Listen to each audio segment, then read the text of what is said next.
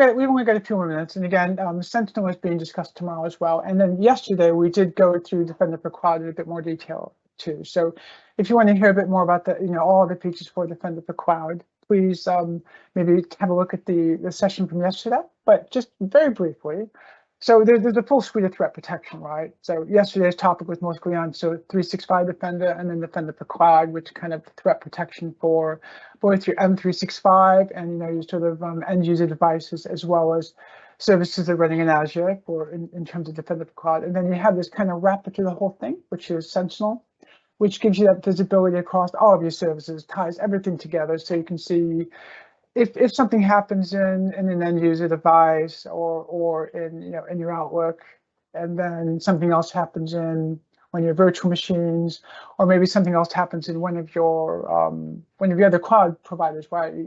If you've connected all those up to a SIEM, such as Microsoft Sentinel, it'll be able to kind of see all these activities and tie them together to give you this visibility that these three different incidents are all related, and there's an attack on the network and it's doing X, Y, and Z, and then help you very rapidly respond to this. And all of these services also sort of do support response capabilities, so you could use like an Azure Logic app to, if something happens, like a WAF notices there's a high volume of traffic from a specific IP address. If you really wanted to, you could kind of leverage that data, right, to trigger a logic app, then to take a response to block access from that specific IP address. Or given Sentinel, right, you could have it automatically raise a ticket using ServiceNow, for example, for your security team to go investigate. So that's kind of a very key thing when you're looking at threat protection, is you want to be able to automate as much as you can, right, and make your staff's life as easy as possible. But Defender for Cloud, very briefly, because we're just about out of time for this, we want to give you guys time for your Q&A. So it basically lets you secure your critical cloud workloads across AWS, Azure, and Google Cloud. So it's very easy to onboard both AWS and GCP accounts into this, and obviously it has full native support with Azure. And you get a single dashboard. You can see all of your all of these systems. So not just VMs. You got SQL storage containers, your network, app services. If you're using Defender for IoT, for example, you'd see those in there. And then if you're running your services in AWS GCP, you can use something called Azure Arc and onboard those, right? And they would all just kind of show up in this one dashboard. So you'd have this visibility across everything, which is really important, because people are going to have you have services everywhere, and all you need to do for this, especially for Azure, is you just kind of turn it on. You point it as subscription, and the sort of posture management, which is the visibility aspect, right? Like potential misconfigurations, vulnerabilities, like you've not turned on MFA, for example. All those are free, and you just get that out of the box, everything in Azure.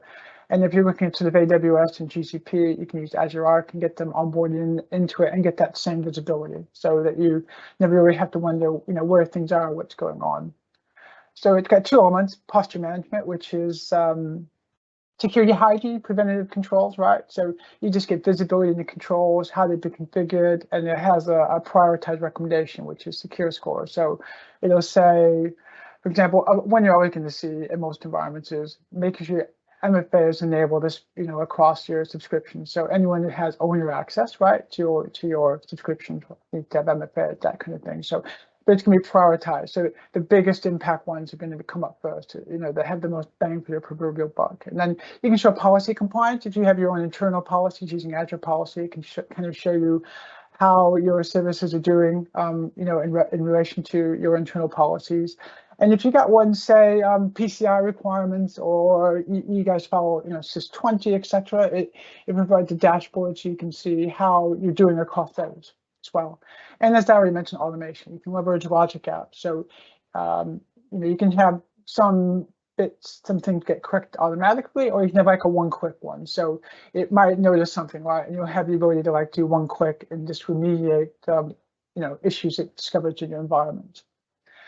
And then on the other side, you've got Defender for Cloud. It has the threat protection capabilities, which Jonathan briefly just discussed. So, for example, it's got anti-malware capabilities. It's got vulnerability management, so it can leverage Qualys or even Defender for Endpoint to kind of see if your servers need patching.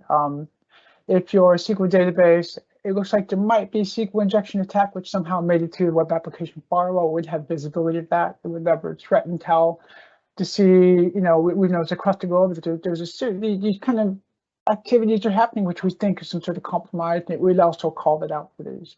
And for example, containers, it can see inside the containers as well in terms of vulnerability management. So those capabilities kind of go across, as you'll see here, there's, let's go here because we're about out of time. So the threat protection across, you know, servers, scale sets, Kubernetes clusters, app services. So we have this advanced threat protection ground, pretty much all of these, right? And then even some native ones, so Key Vault, Azure DNS, and, you know, activities happening within the internal network.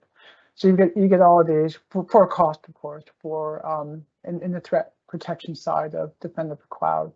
And when you look at sort of, you know, AWS and GCP, it is a little bit more limited. It tends to be more, at the moment, more around protecting your servers and SQL, you know, both, you know, virtual machines and SQL servers are sort of the main protection areas if you look outside of, you know, the Azure area at the moment. And it's on the dashboard. So just with the posture management, you can see, like, this is a quick sort of sample screen. You've got, you know, you can see all this just at a glance in the dashboard. So it makes it quite easy to have visibility of what's going on. I'm not going to talk about automation too much detail today. Like I said, you can leverage logic apps, etc., to automate your response. And we're pretty much out of time for Sentinel. Like I said, there's a whole session tomorrow on Sentinel. It's a cloud native SIEM, which, you know, you basically plug all of your services in, and you can have you both have the SIEM capabilities and SOAR, which Jonathan mentioned earlier, to kind of give you that automated response and orchestrate, you know, all the activities that are happening in your environment against what Sentinel sees.